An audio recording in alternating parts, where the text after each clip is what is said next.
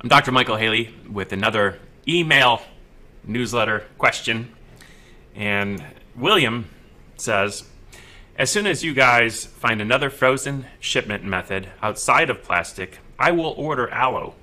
No chance I'm touching plastic frozen with aloe. Remember, the BPA free is an absolute scam. Many articles online talking about that, so please find another container to put the aloe in, cause you are tainting all the benefits using plastic. Plastic in extreme heat or cold leaches plastic at a considerable rate. You are probably doing more harm than good. I know glass isn't an option, but maybe silicone or stainless steel, anything but plastic, please. Well, let's break this down a little bit. We have offered glass, but no one was willing to pay an extra $10 for a half gallon, plus more for the additional weight in shipping. Of course, the more it weighs, the more FedEx charges for shipping, or UPS, or any of the carriers. So people weren't willing when we offered it. And of course, we had to put less in just in case it expanded and broke the glass. BPA was eliminated because we knew those particular chemicals to be especially harmful. That's why they're eliminated. So not including the BPAs is a good thing. It is not a scam. Many articles online talking about that, and there's a lot of online articles talking about a lot of stuff that isn't true and doesn't make scientific sense. So please find another container to put the aloe in, because you are tainting all the benefits using plastic. Do you know that if you're buying stuff in glass, chances are it was in plastic first, probably at pasteurized temperatures? You see, all the things that we buy come from very few sources. You know, there's only so many orange juice farms. There's only so many grape juice farms. There's a lot of brands, a lot more brands than there are farms, because the big farms supply lots of the brands. When it comes to juices, typically what they do is pasteurize them and then hot fill them in either big IBC containers or into 55-gallon plastic drums that have those foil with plastic liners on the inside, which happen to be BPA free, by the way. And the IBC containers are typically the HDPE plastics. But they are hot filled. And then the brands purchase those big containers, bring them back to their facility and reprocess and add new sets of preservatives in them. And some of them package them in glass. And you think, well, this must be better for me because it's in glass. That's the scam.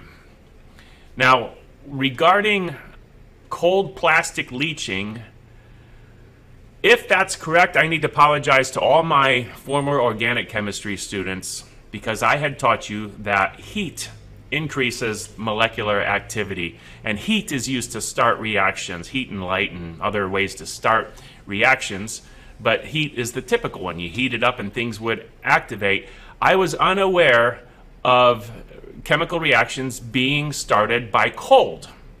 And I would like William possibly to give a reference to that, not, because you read it on the internet somewhere, but like PubMed.gov, scientific research that demonstrates that. Because myself, and having a lot of chemistry knowledge, having taught it previously for years, I have never heard that nor seen science proving that.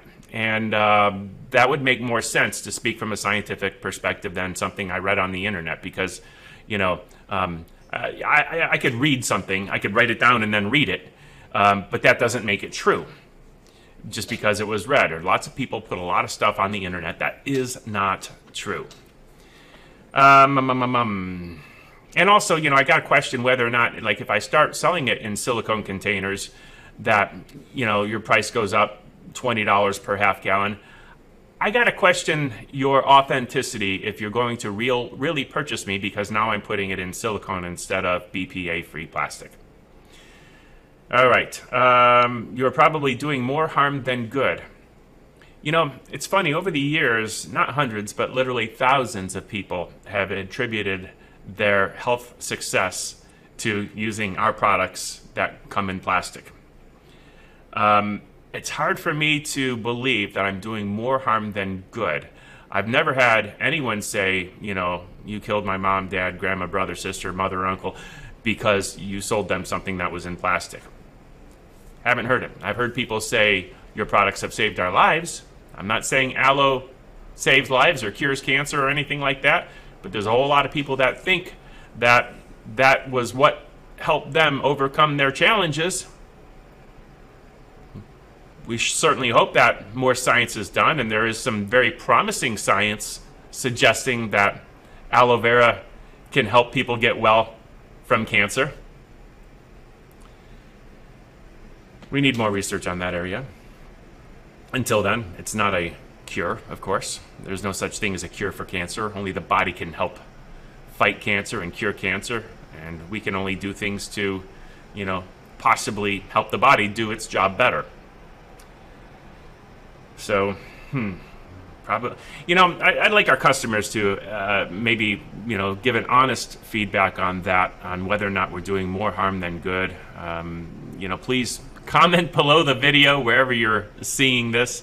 Tell me what your experience is, whether good or bad. You know, I know there's bad experiences a few times a year.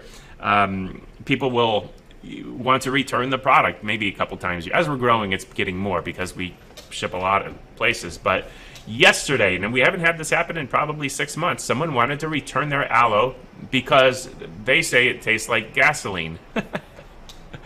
Oh my goodness. It's funny because on the page where you purchase it, there is something that says, don't buy it for the taste. Healthy people tend to, you know, like the taste of it. Unhealthy people tend to not like the taste of it. So, you know, it's just one of those things. To unhealthy people, it usually tastes really bad. And I suspect this person that said it tastes like gasoline, if it tastes like gasoline, this person's probably really unhealthy. Horribly unhealthy. Because it shouldn't taste like gasoline. But people are drinking from the same batch, saying it tastes very good, and we love your aloe, and thank you for making this product. Well, I don't know. That's my rant about plastic. And William, I'm sorry I don't have something for you that's more expensive and in stainless steel containers. Think about the fact that people buy, you know, so many bottles per year. What would they do with, you know, 20, 30 or more half-gallon stainless steel containers per year? I know we have people that have been drinking it for 10 years. You know, they might have, you know, 500 to 1,000 empty stainless steel containers if we had been sending it to them in stainless steel. My goodness. But William, I am open to your suggestions. If you can find containers that will do what you want and not be so burdensome financially to the customer that they want to hang themselves, I'm open to it. I think, you know, raising their prices significantly to put it in a container might do more harm than good.